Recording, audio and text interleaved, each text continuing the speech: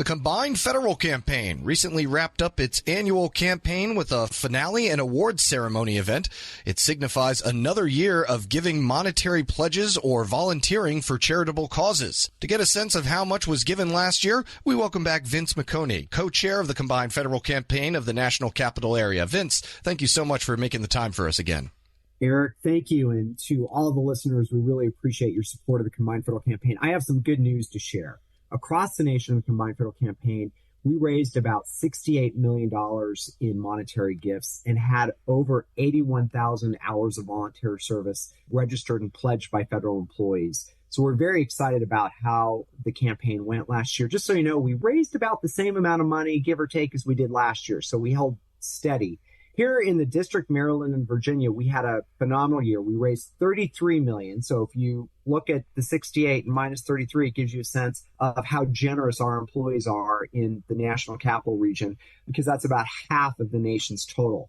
And actually, also in our region, 45,475 volunteer hours were pledged to CFC charities by federal employees here in 2023. It's a little bit more than last year, give or take, but we're very, very excited with that. And this represents contributions by 25,000 employees in our region. So this is phenomenal and will have a huge impact on those organizations that are serving unmet needs in our communities. Yeah, on those stats and milestones that you mentioned, what were some of the main causes or, in speaking with those who donated their time or money that they were mostly passionate about ensuring that their help got to?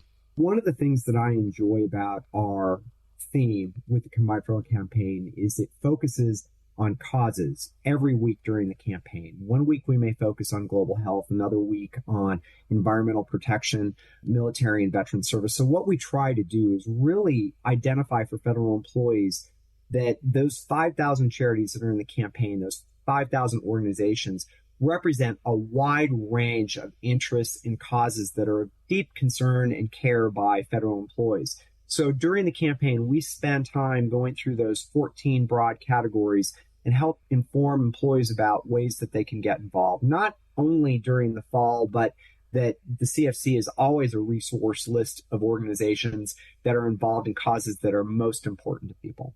Yeah, were there any particular famous events or disasters that the CFC wanted to make sure they were on top of? I can think of a couple off the top of my head, but I'll let you do that.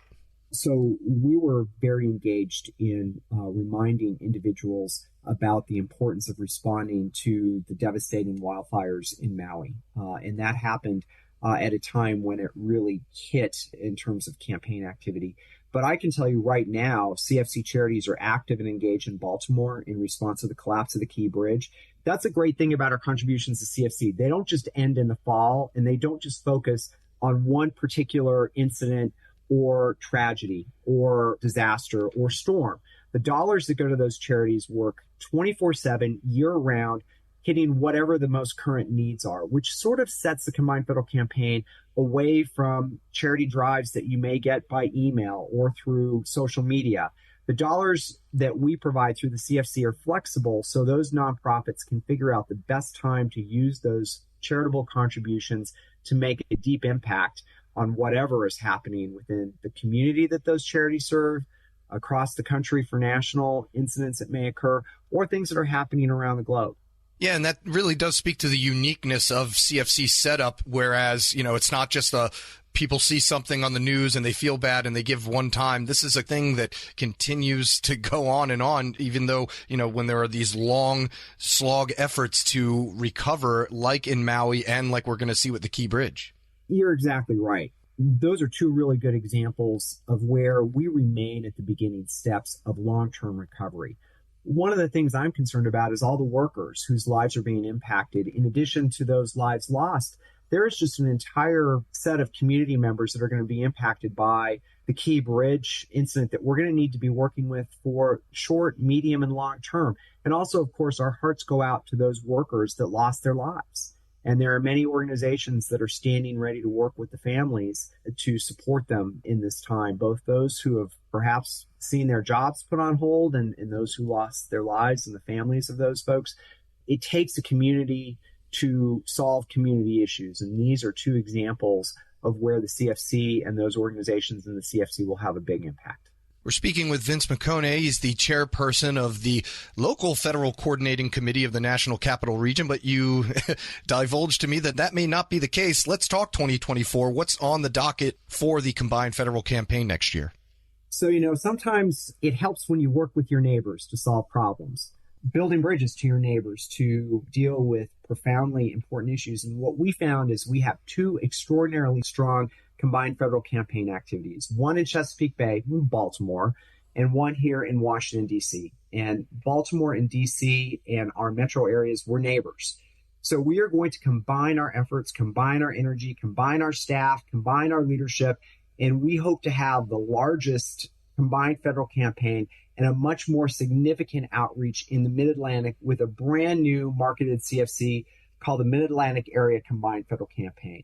We're combining the leadership of the two local federal coordinating committees, which is our fancy way of saying the board of directors, and really looking at how we can get a better bang for the investment we have with the staff and the loaned executives and the volunteers who make the CFC happen. We are very excited about this. We've worked all year on pulling together a framework that we're going to start when our campaign kicks off this fall. So we're very excited about that. We're very excited for the synergies, and we're really excited about how we can communicate impact to employees because, of course, Baltimore and D.C., there's no clear dividing line.